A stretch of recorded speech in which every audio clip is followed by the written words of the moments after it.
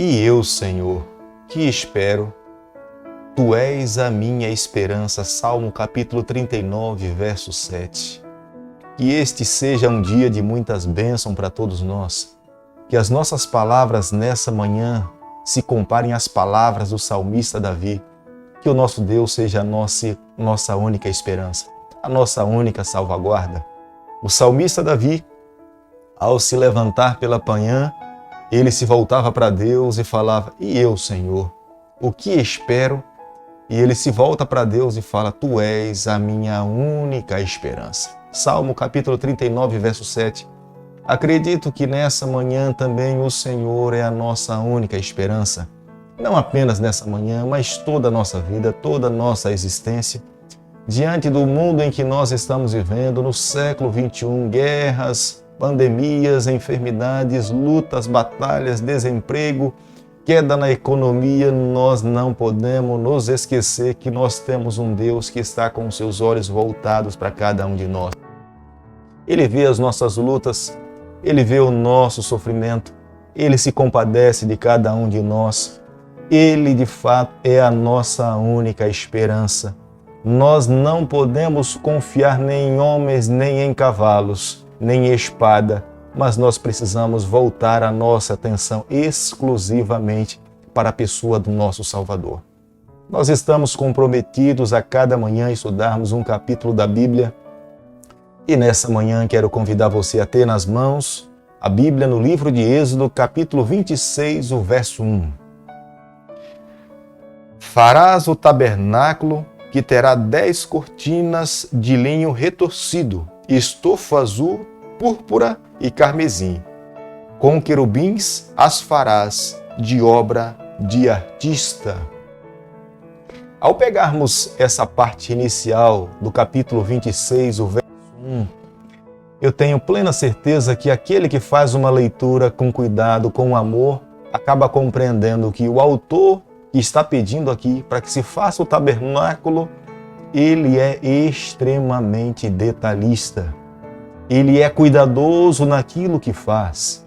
Ele é minucioso e espera que aqueles que estarão trabalhando para ele possam ter essa mesma visão.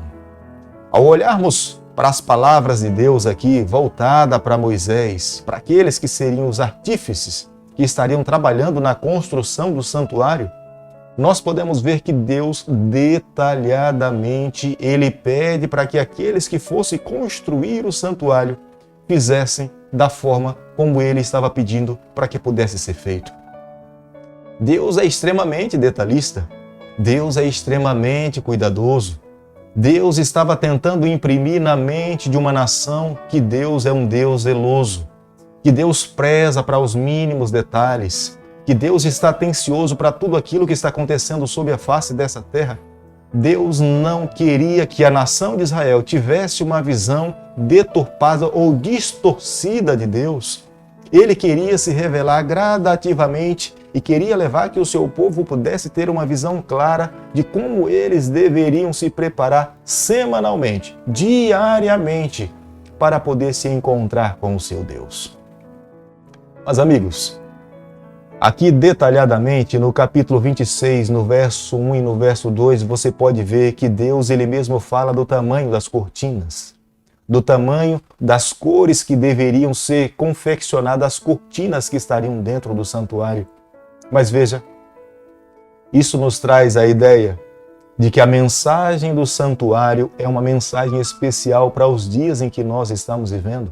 Foi para a nação de Israel, era uma escola para a nação de Israel. Didaticamente, Deus estava ensinando o plano da salvação e não pode ser diferente para os dias em que nós estamos vivendo. Porque a mensagem do santuário, ela permeia toda a Bíblia. Nós não apenas encontramos no Antigo Testamento, nós encontramos várias menções, citações no Antigo Testamento, mas também nós encontramos várias referências no Novo Testamento.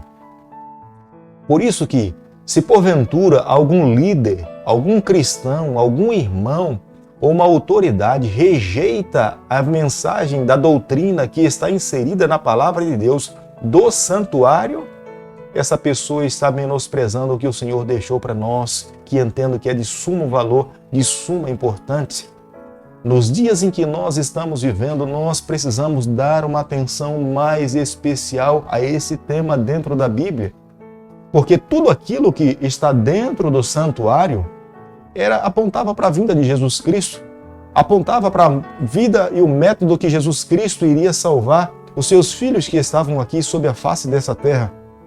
Quem olhava de fora e via o exterior do santuário, não via muita beleza, até porque o santuário tinha 2 águas, e o que cobria o santuário era a pele de carneiro. Mas quando nós temos uma visão do interior do santuário, nós podemos ver que havia uma beleza inigualável. Deus pediu que o santuário fosse internamente dividido em 2 partes. O lugar santo, onde o sacerdote diariamente ele tinha acesso, e o lugar santíssimo. Apenas uma vez por ano o sumo sacerdote tinha acesso ao lugar santíssimo, e ele sabia ali que no lugar santíssimo era onde Deus se fazia presente, onde estava ali representando a presença diária de Deus, e o sumo sacerdote cautelosamente, cuidadosamente, uma vez por ano, ele entrava para fazer a expiação e a purificação de todos os pecados que no decorrer do ano estavam acumulados ali. Quanto mais próximo de Deus, os materiais deveriam ser finos. Os querubins eram de ouro. O sacerdote, ao se aproximar de Deus, ele deveria estar vestido com linho finíssimo. A vestimenta do sacerdote que frequentava o lugar santo já não era tão fina como o do sumo sacerdote. Dessa maneira foi construído todos os materiais que foram utilizados no santuário, foram validos desses critérios. Quanto mais próximo de Deus deveria estar o ouro, deveria estar a prata, mais distante do contato do Senhor estaria o bronze, estaria o ferro, estaria o alumínio e estariam outros materiais inferiores. Mas quanto mais próximo do Senhor, o material deveria ser da melhor qualidade possível. Até a vestimenta daqueles que estariam se aproximando do Senhor deveria ser uma vestimenta diferenciada. Não poderia estar vestido com uma vestimenta comum, uma vestimenta qualquer. A vestimenta deveria ser a melhor possível ao se apresentar diante de Deus. No lugar santíssimo estava a Arca da Aliança. Dentro da arca, como nós sabemos, estava ali a lei dos 10 mandamentos, a lei escrita pelo dedo de Deus. Dentro da arca também estava ali uma porção do maná que o povo de Deus comeu no deserto. Dentro do lugar santíssimo era um lugar especial onde o Senhor estava regularmente, se fazia presente para que a nação de Israel se sentisse amparada, protegida e sendo guiada pelas mãos do nosso Deus. Deus é caprichoso, Deus é detalhista, Deus é arquiteto. Ele, na verdade, tem todo o conhecimento. Ele é detentor de toda a sabedoria. Não podemos comparar a mente divina com uma mente humana. Deus é soberano. As suas obras são magníficas. Quando nós olhamos para a construção do santuário, nós veremos que as cores, elas têm uma simetria, elas se combinam. Os materiais que foram colocados dentro do santuário, eles se harmonizam. Não havia uma arquitetura que fosse desconsoante. Pelo contrário, a arquitetura que foi construída e colocada dentro do santuário, havia uma harmonia, havia uma simetria e, de fato, glorificava aquele que era o autor, o arquiteto do santuário terrestre. Aproximadamente 20 vezes nós encontramos aqui na palavra de Deus, capítulo 26, o verso 30. Levantarás o tabernáculo segundo o modelo que te foi mostrado no monte. Nada deveria ser feito que eles não pudessem ter certeza que Deus tinha dito. Eles deveriam simplesmente reproduzir o que Deus tinha pedido para que eles pudessem fazer. O próprio Deus se faria presente. Eles mesmos teriam a certeza que Deus estaria dentro do santuário. O sacerdote consultaria a Deus e eles voltariam uma resposta do que Deus tinha falado com eles. Deus estava disposto a conduzir a nação de Israel através dele mesmo. Ele queria ser o guia, ele queria ser o rei, ele queria ser o governador. De fato, ele queria ser o Deus da nação de Israel. Era uma forma administrativa, de uma forma teocrática. Deus falava e o seu povo obedecia. Mas nós sabemos que a nação de Israel, no decorrer da sua vida, ela rejeitou esse tipo de administração e pediu a Deus um rei. E o primeiro rei de Israel foi Saul, e foi uma experiência trágica para a nação de Israel. O fato deles terem rejeitado o convite de Deus, o pedido de Deus de estar no meio deles para viver com eles, isso trouxe consequências trágicas para a nação de Israel. Mas, meus amigos, nós nessa manhã nós precisamos ancorar a nossa fé na palavra do Senhor, porque mesmo a nação de Israel tendo rejeitado o convite de Deus de viver no meio deles, de estar dentro do santuário, o Senhor não desistiu da raça humana. O Senhor ainda nos promete de que um dia Ele vai voltar aqui a essa terra buscar todos os filhos que estiverem prontos para morar com Ele. No santuário celestial Ele dará continuidade. Hoje Ele está dando continuidade no seu trabalho. Mas um dia nós estaremos face a face diante do nosso Deus, vivendo com Ele por toda a eternidade.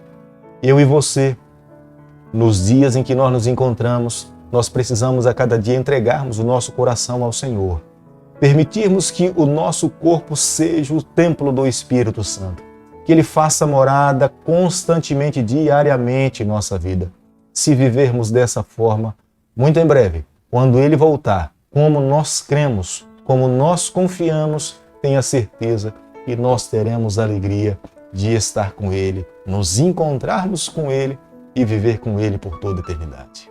Querido Pai, nas Tuas mãos nessa manhã nós nos colocamos, nós confessamos as nossas falhas, nós queremos viver para Ti, nós abrimos o nosso coração para que o Senhor faça morada constante. Fica conosco no decorrer desse dia, nos acompanhe em todas as nossas atividades.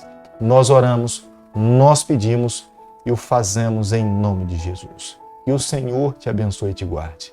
Que Ele faça resplandecer o seu rosto sobre você. Que Ele tenha misericórdia de você.